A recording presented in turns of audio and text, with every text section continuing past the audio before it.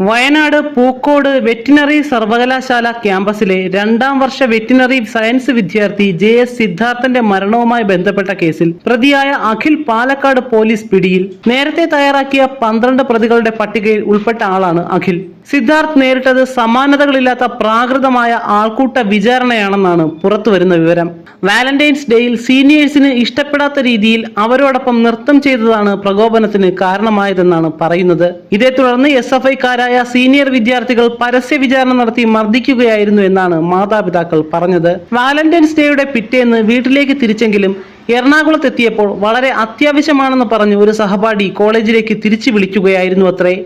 പക്ഷേ ആ വിളി മരണവിളിയായി മാറുകയായിരുന്നു. ഇത് ആസൂത്രിതമായി ചെയ്തതാണെന്നാണ് കുടുംബാംഗങ്ങൾ വിശ്വസിക്കുന്നത്. തിരിച്ചെത്തിയ സിദ്ധാർത്ഥനെ വിവസ്ത്രനാക്കി അടിച്ചു.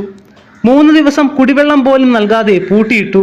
വസ്ത്രം ഉരിഞ്ഞെന്നും കഴുത്തിൽ കമ്പി കുടുക്കി ശ്വാസം മുട്ടിച്ചെന്നും ബെൽറ്റ് കൊണ്ട് അടിച്ചെന്നും പറയുന്നു.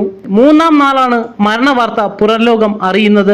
തിരുവനന്തപുരത്ത് നെടുമങ്ങാട് കുറേക്കാട് വിനോദ് നഗർ പവിത്രം കുന്നുംപുറത്ത് വീട്ടിൽ ജയപ്രകാശിന്റെയും ഷീബയുടെയും മകനാണ് സിദ്ധാർത്ഥ്. പഠിക്കുവാൻ മിടുക്കനായിരുന്നു. മൃഗത്തിനോട് കാട്ടുന്ന കരുണ പോലും തങ്ങളുടെ കുഞ്ഞിനോട് അവർ കാട്ടിയില്ലെന്നാണ് അച്ഛൻ ജയപ്രകാശ് മാധ്യമങ്ങളോട് പറഞ്ഞത്. പോലീസിനെയും കോളേജ് അധികാരികളെയും വിശ്വസിക്കുവാൻ കഴിയുന്നില്ല. അവർ തെറ്റിദ്ധരിപ്പിക്കുകയായിരുന്നു. മകന്റെ മരണത്തെ ആത്മഹത്യ എന്നാണ് വൈത്തിരി പോലീസ് അറിയിച്ചത്.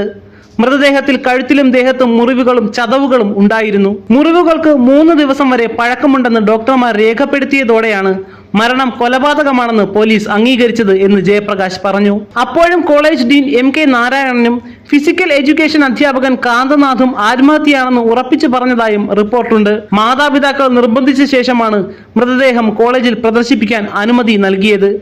മകന്റെ മരണം ആത്മഹത്യയല്ല, കൊലപാതകമാണെന്ന് മാതാപിതാക്കൾ ആവർത്തിച്ച് പറയുന്നു. സിദ്ധാർത്ഥിനെ തൂങ്ങി മരിച്ച നിലയിൽ കണ്ടെത്തിയ സംഭവത്തിൽ SFI യൂണിറ്റ് കമ്മിറ്റി അംഗമടക്കം 6 പേരെ കഴിഞ്ഞ ദിവസം അറസ്റ്റ് ചെയ്തിരുന്നു. വിദ്യാർത്ഥികളുടെ മൊഴിയുടെ അടിസ്ഥാനത്തിൽ ഹോസ്റ്റലിൽ നിന്നും 8 പേരെ ചോദ്യം ചെയ്യാൻ വേണ്ടി പോലീസ് വിളിച്ചു വരുത്തിയിരുന്നു. ഇവരിൽ 6 പേരെയാണ് അറസ്റ്റ് ചെയ്തത്. കേസിൽ പ്രതികളായ SFI unit secretary Amal Ishan, college union president K Arun, college union അംഗം ആസിഫ് ഖാൻ എന്നിവരടക്കം 12 പേർ ഒളിവിൽ പോയിരുന്നു. കേസിൽ പ്രതികളായ SFIക്കാരെ സംഘടനയിൽ നിന്ന് പുറത്താക്കുമെന്ന് SFI സംസ്ഥാന പ്രസിഡന്റ് PM ആർഷോ പറഞ്ഞു.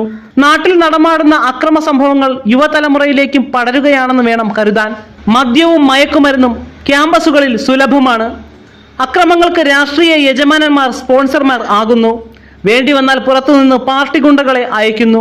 റാഗിങ്ങും അക്രമങ്ങളും പ്രൊഫഷണൽ കോളേജുകളിൽ നിന്ന് ഹയർ സെക്കൻഡറി തലത്തിലേക്ക് ഇറങ്ങി വരുന്നതാണ് പാലക്കാട് കുമരനെല്ലൂരിൽ ഈ മാസം ആദ്യം കണ്ടത്. +1 +2 വിദ്യാർത്ഥികൾ ചേരിതിരിഞ്ഞ് തല്ലിയപ്പോൾ പിടിച്ചുമാറ്റാൻ പോയ അധ്യാപകനും കിട്ടി പൊതിരെത്തല്ല്. സിദ്ധാർത്ഥിന്റെ മരണം ആത്മഹത്യയല്ല, കൊലപാതകമാണെന്ന് പറയുമ്പോൾ മറ്റു മാതാപിതാക്കളുടെയും നെഞ്ചിൽ തീ പടരുകയാണ്. സീനിയർ വിദ്യാർത്ഥികളുടെ ക്രൂരമായ റാഗിങ്ങിൽ പാലക്കാട് ജില്ലയിലെ മണ്ണാർക്കാട് MES കല്ലടി കോളേജിലെ മുഹമ്മദ് മുഹിസിന്റെ കാഴ്ചശക്തി നഷ്ടപ്പെട്ടു. നവംബറിൽ നെയ്യാറ്റിൻകര പോളിടെക്നിക്കിൽ 1ാം വർഷ ഇൻസ്ട്രുമെന്റേഷൻ വിദ്യാർത്ഥിയെ 20ഓളം സീനിയർമാർ ക്ലാസ്സിൽ കയറി മറ്റു കുട്ടികളുടെ മുൻപിൽ വച്ച് ക്രൂരമായി മർദ്ദിച്ചു. അടിവയറ്റിലും ജനനേന്ദ്രിയത്തിലും ചവിട്ടി മെതിച്ചു. കുട്ടി ഇപ്പോൾ ആയുർവേദ ചികിത്സയിലാണെന്നാണ് വിവരം. ജിഷ്ണു പ്രണോയിയുടെ മരണം റാഗിങ്ങിനെ തുടർന്നല്ലെങ്കിലും കോളേജ് അധികാരികളുടെ ക്രൂരതയുടെ ഫലമായിരുന്നു. ആശയപ്രചാരണത്തിന് സ്വാതന്ത്ര്യവും ജനാധിപത്യവും സോഷ്യലിസവും വിളിച്ചു പറയുകയും പ്രയോഗത്തിൽ അക്രമവും കൊലപാതകവും നടപ്പാക്കുകയും ചെയ്യുന്ന രാഷ്ട്രീയം മാതാപിതാക്കളുടെ ഉറക്കം കെടുത്തുകയാണെന്ന് ആക്രമങ്ങളുടെ സ്പോൺസർമാർ അറിയണം.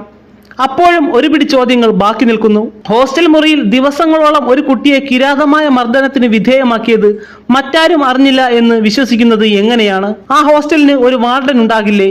അയാൾ മുറികളിൽ നടക്കുന്ന കാര്യങ്ങൾ അറിയാറില്ലേ? കുട്ടികൾ ഇക്കാര്യം പുറത്തു പറയാത്തത് ആരെ ഭയന്നിട്ടാണ്? കുട്ടികൾ അവരുടെ വീടുകളിൽ പോലും ഇക്കാര്യം പറഞ്ഞിട്ടില്ല എങ്കിൽ ഒന്നുകിൽ അവർ ആരും വിവരം അറിഞ്ഞിട്ടില്ല, അല്ലെങ്കിൽ അവർ ആരെയോ ഭയന്ന് വിവരം പുറത്തു പറഞ്ഞിട്ടില്ല. കോളേജ് ഹോസ്റ്റൽ പാർട്ടിക്കാരുടെ വിഹാര കേന്ദ്രമായിരുന്നു എന്ന് സംസാരമുണ്ട്. കൊലപാതകത്തെ ആത്മഹത്യയാക്കി മാറ്റുവാൻ കോളേജ് അധികൃതരും പോലീസും ഉത്സാഹിച്ചതും നാളേറെ ആയിട്ടും അന്വേഷണം മുഖ്യപ്രതികളിലേക്ക് എത്താത്തതും ദുരൂഹതകൾക്ക് കനം കൂട്ടുകയാണ്. SFI നേതാക്കളായ മുഖ്യപ്രതികളെ പാർട്ടിയും പോലീസും ചേർന്ന് സംരക്ഷിക്കുകയാണെന്ന ആരോപണം ഗൗരവമേറിയതാണ്.